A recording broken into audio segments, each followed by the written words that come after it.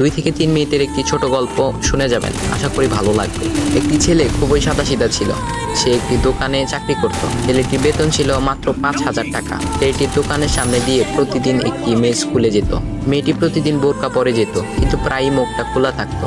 একদিন হঠাৎ করে ছেলেটির নজর পড়লো মেয়েটির দিকে। এভাবে বেশ কয়েকদিন যাবার পর মেয়েটি বুঝতে পারলো ছেলেটি তাকে লক্ষ্য করে।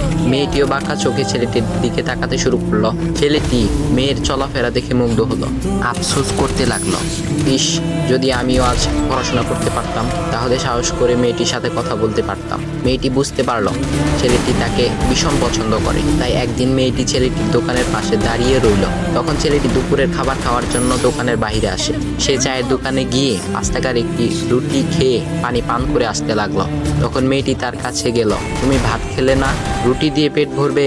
তখন ছেলেটি মেয়েটিকে দেখে অবাক হয়ে গেল। তখন ছেলেটি বলল, আমি ভাত খেলে আমার মা, বাবা আর ছোট বোনকে কি খাওয়াবো? মেয়েটি শিক্ষিত, তাই অল্পতেই বুঝে গেল।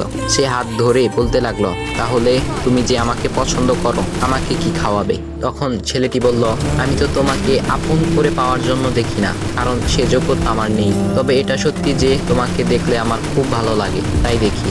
মেয়েটি ছেলেটির কথা শুনে চোখের পানি ধরে রাখতে পারলো না। সে বুঝে গেল ছেলেটির চরিত্র ও ভাবনা অনেক সুন্দর। সেদিন মেয়েটি চলে গেল।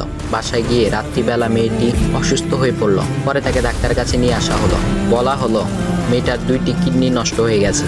তখন মেয়ের বাবা ফোন করলো তার বন্ধুর ছেলেকে, যার সাথে বিয়ে দেওয়ার জন্য সে পাগল। কিন্তু মেয়েটি তার বাবার পছন্দের ছেলেকে বিয়ে করতে রাজি না, কারণ সে ছেলেটি টাকা থাকলেও কি হবে, তার চরিত্র খারাপ, সে লোভী। এদিকে